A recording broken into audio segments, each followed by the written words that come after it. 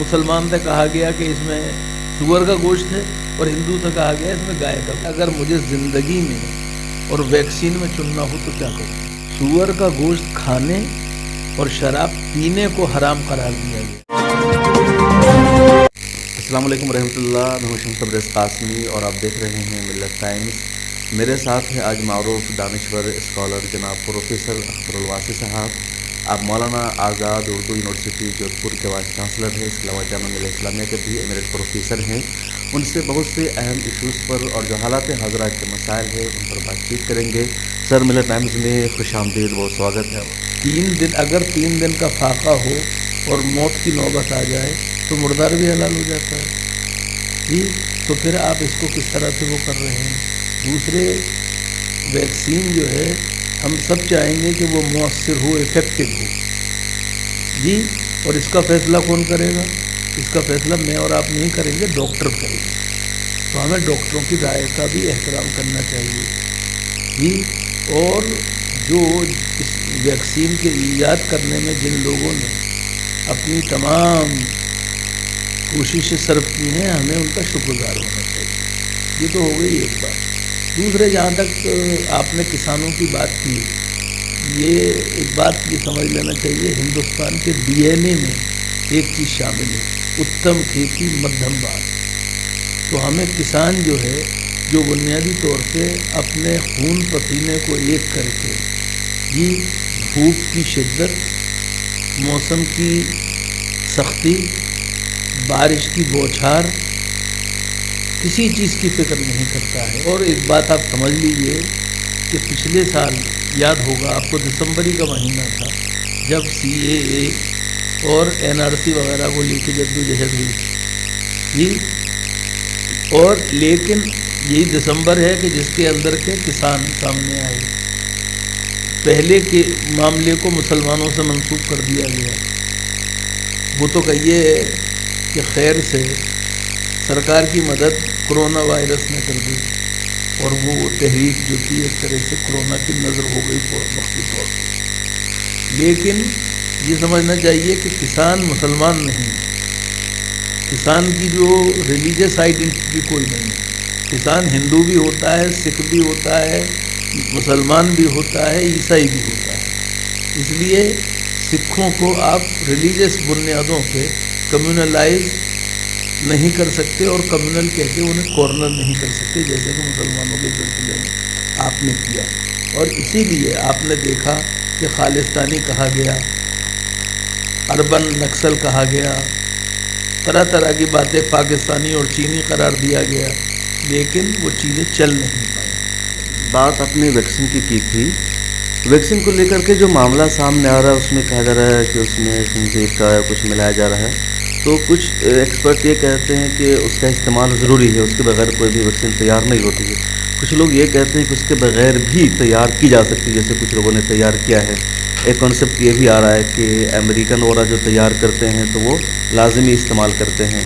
Oxford या बरतानिया जो में जो इस्तेमाल वैक्सीन तैयार की जाती है तो उसमें इसका इस्तेमाल नहीं किया जाता है, वो इस्लामी मकासद को भी सामने रखते हैं। देखिए, ऐसा फाइज़र ने जो अमरीकी है उसने ये बात कही है कि इसके अंदर खंजीर का कोई हड्डी, चर्बी, गोश्त का कोई उन्सुर शामिल नहीं किया गया है। और उसी इस वैक्सीन का इस्तेमाल सऊदी अरब में भी हो रहा है।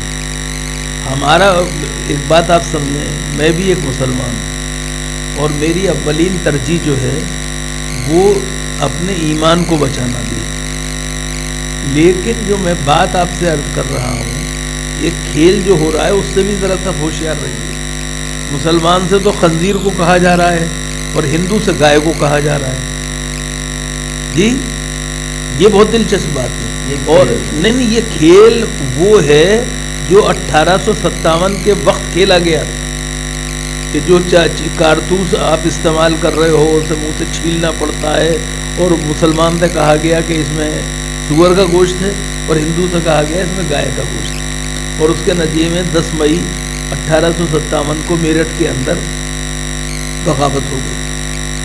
तो ये एक बात, इस बात का ख्याल रखना चाहिए कि कहीं कोई खेल इसमें तो नहीं है میں جو بات آپ سے عرض کرنا چاہتا ہوں وہ یہ، اگر کوئی ایسا بہتر مؤثر متبادل موجود ہے جس میں کہ حرام جو اجزاء ہیں وہ شامل نہیں کیے جاتے ہیں، تو مجھ سے زیادہ خوشی کسی کو نہیں ہوگی، اور میں پہلے اسی ویکسین کو ترجیح دوں گا۔ لیکن میں ایک بات آپ سے جو عرض کرنا چاہتا ہوں، میں نے آپ سے بات کی اگر مجھے زندگی میں اور ویکسین میں چننا ہو تو کیا کروں؟ یہ ایک آپ سوال ہے۔ آپ بنیادی طور پہ ہومیوپیتھک کی دوا استعمال کر رہے ہیں۔ ہومیوپیتھک کی دوا کی بیس کیا ہے؟ الکوہل۔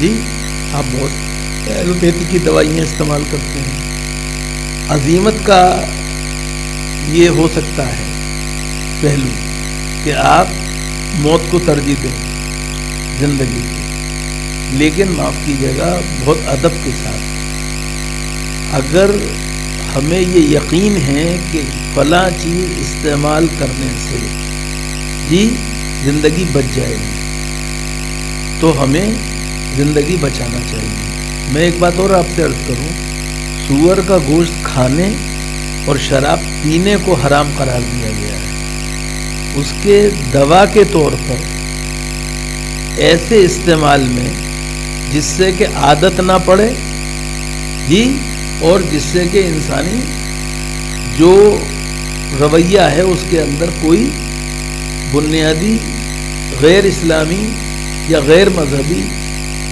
یا غیر انسانی کوئی پہلو نہ پایا جائے۔ اس میں کیا پریشانی ہے؟ یہ غور کریں۔ یہ بہت اہم بات سامنے آئی سر، اسلامی امور کے ماہر ایکسپرٹ ہے کہہ رہے ہیں کہ سور خنزیر کا گوشت ہو یا شراب ہو، اسے پینے کو کھانے کو حرام قرار دیا گیا ہے واضح لفظوں میں، تاکہ کوئی عادت نہ پڑ جائے وہ۔ لیکن اگر اس کا کہیں پر دوا کے طور پر استعمال ہوتا ہے اور دوا ضروری ہے مرض سے شفایابی کے لیے، تو اس سلسلے میں اس کی حرمت اس سے ثابت نہیں ہوتی کہ جس سے عادت نہ لگ جائے، جس سے عام معمول نہ بنے۔ تو اس طور پر اگر کہیں استعمال ہوتا ہے دوا کا حصہ بن کر کے، تو اس سے اس کی حرمت کے دائرے میں یہ چیزیں شامل نہیں ہوتی ہے۔